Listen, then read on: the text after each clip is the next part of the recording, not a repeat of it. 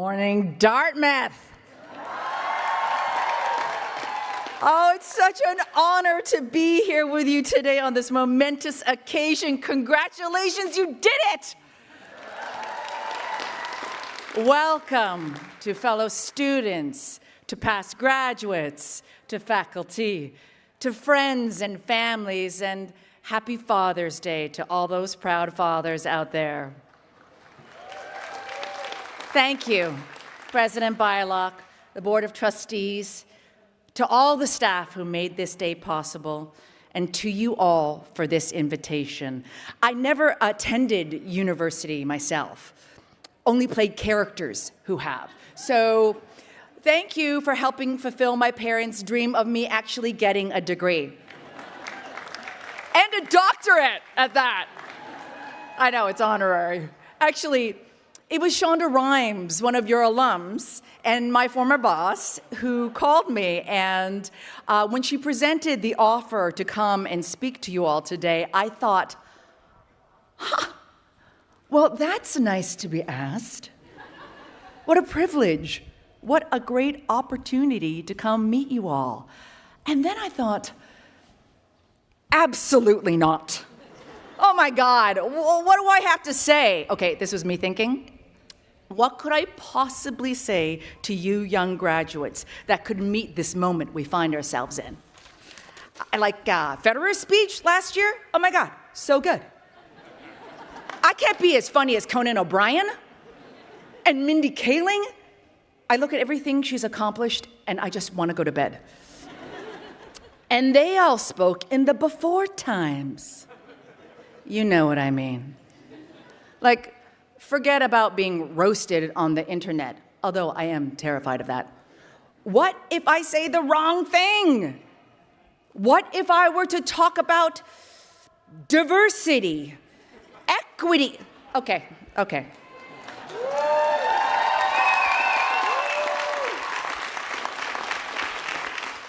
What if I change the words? Including diverse equalness? Or diverting equitable inclusivity? Would that still be bad? Could I get deported? See, that should be a bad joke, and it is, but it's not.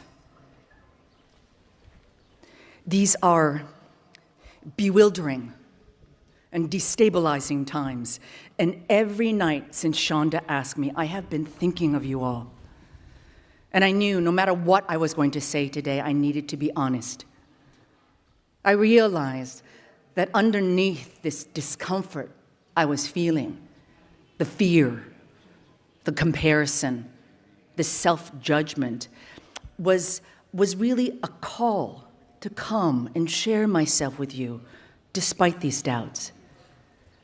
So if there's anything I can offer to you today from my own life, it's this. Nothing has taught me more than being with discomfort. It can be our greatest learning opportunity, and it is also inevitable. So if you can train yourself not to turn away, but to learn how to be with your discomfort and trust that it might be telling you something you don't yet know, it can help you develop an inner strength that will enable you to face the challenges life presents you with without losing your values or your sense of self along the way. As some of you know, I had the great privilege of playing Dr. Christina Yang on Grey's Anatomy for 10 seasons. This opportunity brought me financial stability, fame, and privilege. It was also one of the most challenging decades of my life. I learned profound lessons during this time because so much of it was so uncomfortable. Now, when I started Grey's, I was in my early 30s, so I had an idea of who I was and what the work entailed, but I had no idea what was coming. I demanded a lot from myself and from the writers. If something bothered me in a script, I would fight for what I believed what was right for the character of Christina because I felt responsible for her. And while this contributed to the creation of a memorable character, my desire to make the dialogue fit and my belief that I knew what was best for the character also caused grief for the writers and for me. Let me tell you, okay, there was a dedicated Sandra whisperer on staff. Oh yes, a writer who was tasked to come to set to deal with me. That doesn't happen anymore. I am my own whisperer. One time, I think it was season 6, the writers and I were at an impasse about something in this script, and I had to have a call with the big boss. And Shonda, I'll never forget, she said to me, Sandra, we have been here before. You got to trust me. Something will come through if you just say the damn words. Okay. I know she didn't say that exactly because Shonda is a very classy lady, but it has stayed with me. I heard her. I thought about everything the writers and I had created together, and I trusted Shonda because deep down, we both wanted the same thing, a great show. The discomfort didn't go away, but my relationship to it began to change. I started to understand that it was part of the process of making a great show or a great anything. So I said the damn words. And when I stopped trying to bend things to my will and stayed open to my discomfort, a new thing came through. Something that wasn't just mine or just the writers, but something richer that gave me a deeper understanding of myself as the character, as an actor, and as a collaborator. Oh, and it's not like I've stopped pushing or fighting. I'm not suggesting that, but I no longer see these uncomfortable impasses as battles to be won or lost. They are opportunities to practice how you want to show up, how you want to lead, who you want to be. Clues to where the gold is buried. And by gold, I mean like the really deep work in life that will help you become a more grounded, more resilient version of yourself, which you are going to need going forward, because life is going to challenge you in ways you cannot anticipate. Things will happen that are completely out of your control. This was true for me on Grays. Beyond the creative process, which I did have some say in, there were other things happening that were completely out of my control. My skin was falling off. I was afraid to leave my house. The relentless schedule was completely overwhelming, and I got sick.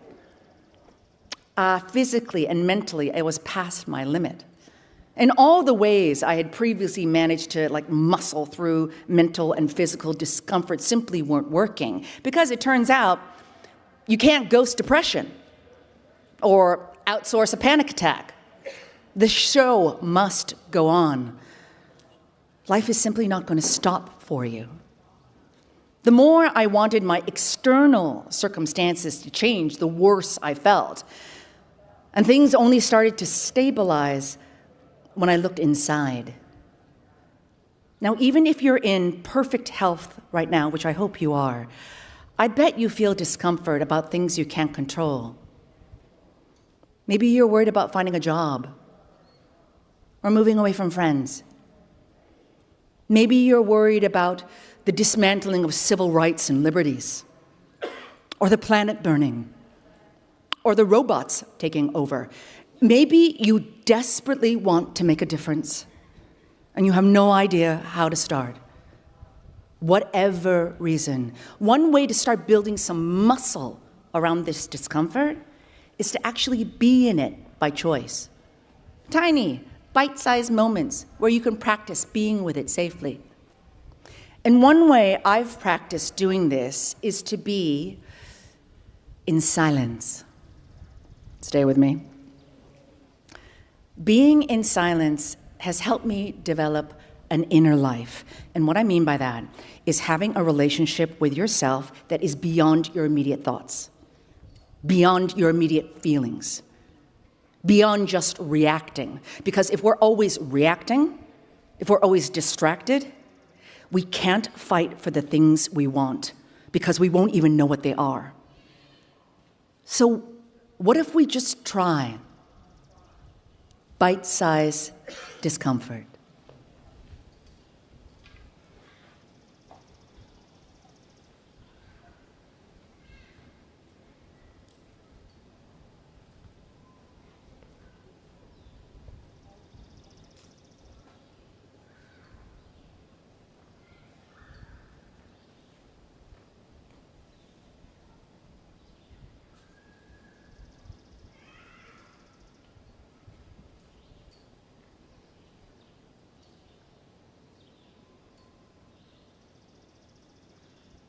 How's that?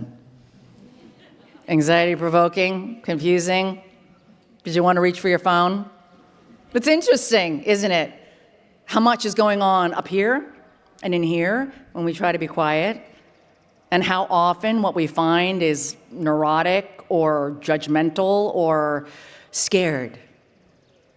So how do you find ease within discomfort without turning away or being thrown off balance? The way I have tried to be with this is to be kind. Kindness can be hard to find these days. It is certainly not reflected in many of our world leaders who claim power through fear and oppression and cruelty. A lot of us are scared and angry about what's going on in the world. And in times like this, kindness might seem naive or pointless. But when I say kindness, I'm not talking about being nice. I am talking about being able to hold your own heartbreak so we can go on living, go on resisting, go on building, go on healing, so we can meet cruelty again and again and not lose our humanity. The kindness I am talking about encompasses courage and respect and compassion. It helps us get out of bed in the morning. It helps us to lead. It is the opposite of weakness. It is the foundation for a lasting strength. And it is really hard to be truly kind, to have kind thoughts towards yourself or towards someone you don't agree with. But it is the seed that will grow into action if you nurture it. Now, if you're not sure about the feeling I'm talking about, or you find kindness kind of difficult to access because it's like an amorphous wash, then what about heartbreak?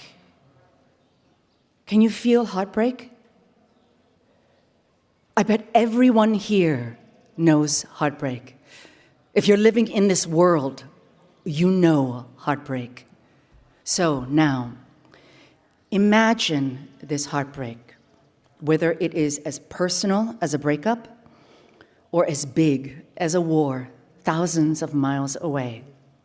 Imagine you're holding it in your hands. What shape is it? Is it heavy? Does it have color? Maybe it's burning your palms or slipping through your fingers, or maybe it is so large you can barely contain it. Can you hold it with care and keep it safe just for this moment? Can you hold your heartbreak with tenderness and give it your loving attention and keep it steady? This is kindness. You all have been incredibly fortunate to spend these formative years here in a place that celebrates knowledge and has given you the opportunity to express yourselves If you want to protect academic freedom, if you want to stop the brutality of oppression, if you want true democratic change, if you want to just lead a simple and good life, the strength you will need to do these things begins with knowing kindness.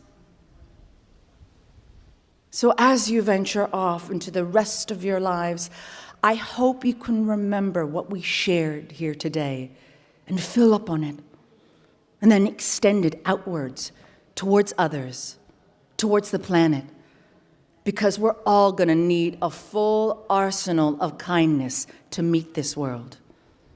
And now, more than ever, actually, you know what? I'm so sorry. There's one more thing. I'm so sorry. Do I have time for just one? Okay, I'm so sorry. Okay, you know what?